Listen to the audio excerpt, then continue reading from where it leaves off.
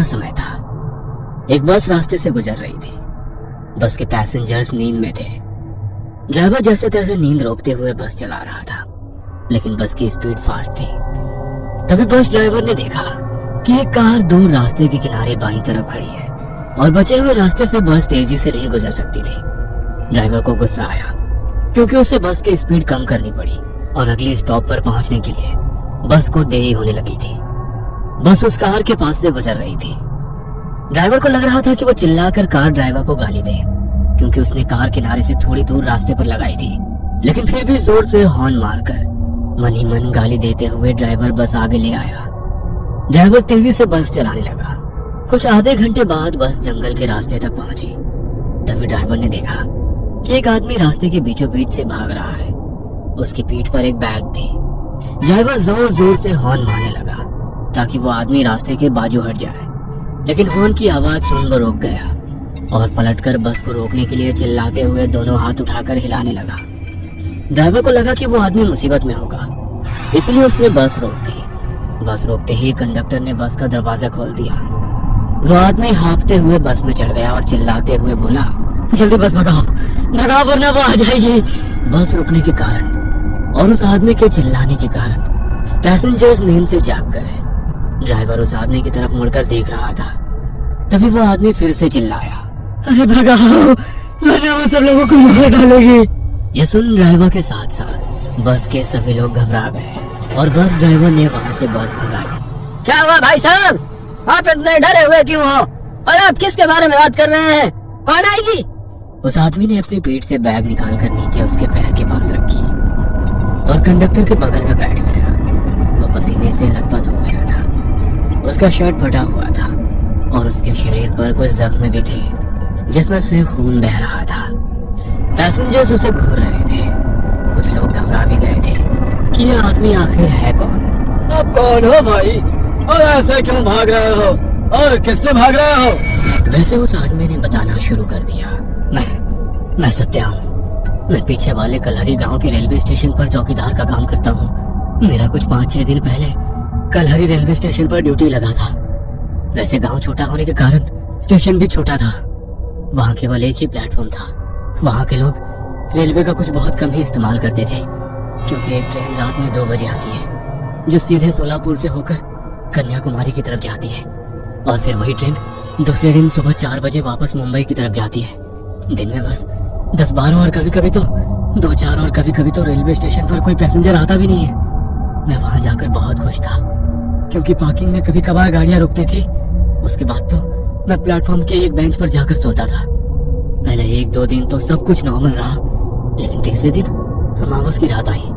मुझे घर से माँ और बेबी का फोन आया कि आज के दिन रात में ठीक से ड्यूटी करें और भगवान का नाम लेते हुए ड्यूटी करें और अंधेरे से दूर ही रहे। मैंने हाँ भरी। उस रात पूरा स्टेशन खाली था। मुझे हर रोज की तरह उस रोज भी कोई काम नहीं था। टिकट काउंटर पर बैठा सुरेश मोबाइल में घुसा पड़ा था। पैसेंजर्स नहीं आते, इसलिए स्टेशन पर कोई कैंटीन या ठेके वाला भी नहीं था। मैं प्लेटफॉर्म के बेंच पर बैठा झपकी ले रहा था। तभी मेरे पीछे से एक छोटा बच्चा चिल्लाते हुए आया, बचाओ काका, बचाओ। उसके चिल्लाने से मैं डरकर जाग गया। मैंने आंखें खोली और मुड़कर देखा। वह 8-9 साल का बच्चा मेरे पास ही आ रहा था कि तभी मुझे वो देख जोर से चिल्लाया, मुझे छोड़ दो, और वहां से टंकी की तरफ भाग गया। मुझे कुछ भी समझ में नहीं आ रहा था कि आखिर ये क्या हो रहा है। वो छोटा बच्चा कौन था और किससे बचाओ बोल रहा था, और मुझे देख वो घबरा कर क्यों भागा। वो बच्चा भागकर टंकी के पीछे छिप गया। मैं चौकन्ना हो गया और अपने हाथ में लाठी उठाकर वो बच्चा जिस तरफ से आया था उस तरफ देखा, लेकिन वहां से कोई भी नहीं आया। कुछ देर उसी जगह पर ठहरा रहा। वह बच्चा उस टंकी के पीछे छुपकर जोर जोर से रो रहा था। मुझे उसकी चिंता सताने लगी, इसीलिए मैं टंकी के पास चला गया। टंकी के पीछे अंधेरे में वो छुपा हुआ था। मैंने टॉर्च चालू की और अंधेरे में टॉर्च की रोशनी में उस बच्चे को देखा और मेरे रोंगटे खड़े हो गए, क्योंकि वहां पर वो छोटा बच्चा तड़पते हुए पड़ा था। उसकी गर्दन किसी ने काट दी थी और उसका सर उसके कंधे पर गिरा पड़ा था। वो हाथ पांव हिलाते हुए तड़प रहा था। मैं डर गया और इधर उधर उस बच्चे पर हमला करने वाले को ढूंढने लगा और फिर वहां से पीछे हटते हुए टिकट काउंटर की तरफ भागा। सुरेश, सुरेश! मैं सुरेश के पास जाकर हाँफते हुए बोला, क्या हुआ? वहाँ पर टंकी के पीछे किसी ने छोटे बच्चे को गला काट कर मार डाला। क्या? हाँ, माँ कसम, रुक बाहर आता हूँ, सुरेश ने कहा और वो टिकट काउंटर वाले रूम से बाहर आ गया। मैं उसे टंकी के पास तक ले गया। मेरी उसके पीछे जाकर उस बच्चे को देखने की हिम्मत नहीं हो रही थी, इसीलिए मैंने सुरेश को अकेले वहां जाने के लिए कहा। सुरेश घबराते हुए टंकी के पीछे गया। कुछ ही वक्त में वो टंकी के पीछे से बाहर आया और बोला, कहाँ है बच्चा? वही तो है, टंकी के पीछे खून से लथपथ पड़ा, उसकी गर्दन कट चुकी है और उसके कंधे पर पड़ी है। यहाँ कुछ भी नहीं है, आओ खुद आके देख लो। मैंने वहां जाकर देखा और मेरी आंखें फटी की फटी रह गई, क्योंकि वहां कोई भी बच्चा नहीं था, ना ही वहां कहीं खून की एक बूंद भी थी। वह देख मैं हक्का बक्का रह गया।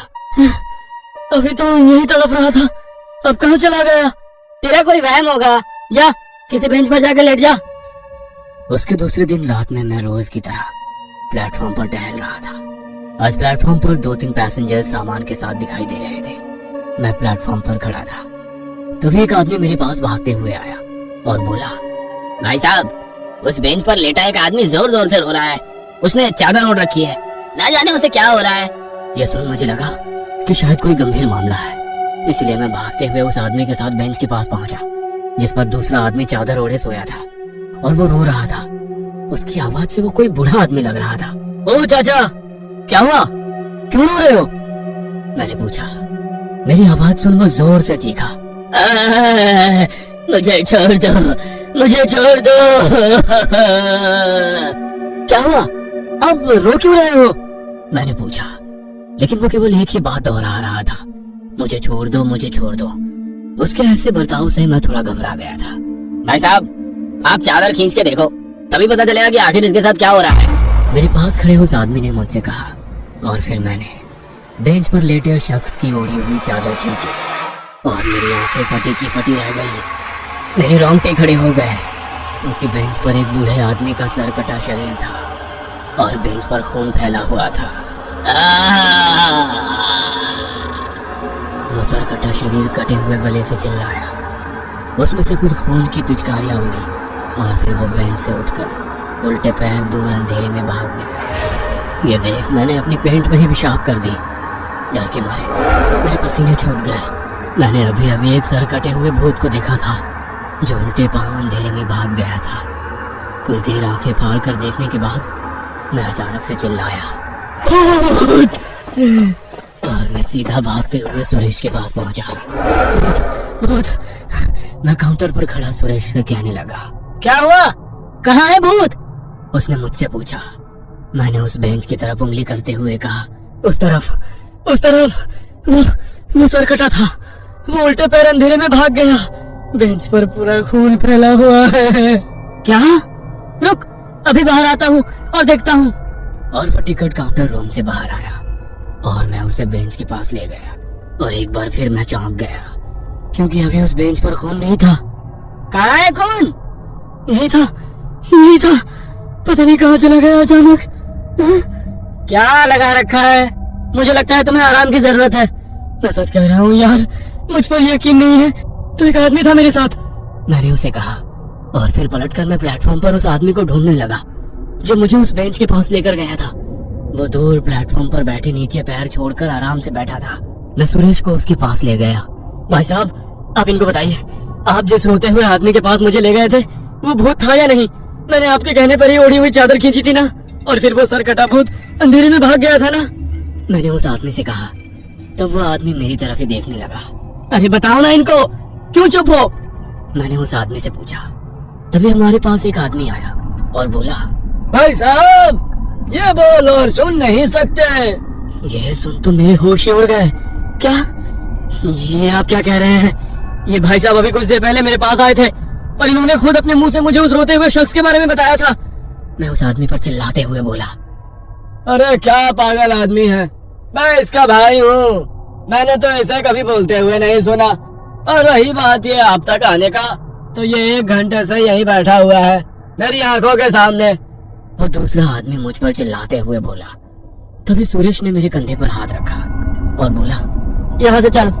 और फिर वो मुझे टिकट काउंटर रूम में ले गया। उसने मुझे कुर्सी पर बैठाया और पानी पिलाया देख भाई, मुझे पता नहीं तुम्हारे साथ क्या हो रहा है, लेकिन लगता है तुम्हारी नींद पूरी नहीं हुई है। तुम अपने कमरे में जाकर सो जाओ। मैं खुद हैरान हो गया था कि वो आदमी एकदम से मुड़कर क्यों गया। वह खुद मेरे पास आया था और मुझे उस रोते हुए आदमी के पास ले गया था। उसने ही मुझे चादर खींचने के लिए कहा था और फिर मुझे सरकटा भूत दिखा था।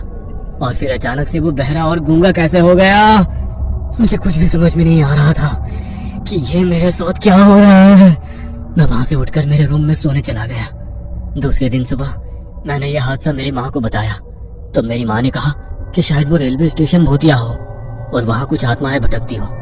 वो मेरी चिंता करने लगी और जॉब छोड़ने के लिए कहने लगी, लेकिन बड़ी मुश्किल से मुझे वो जॉब मिली थी। मैं उसे छोड़ नहीं सकता था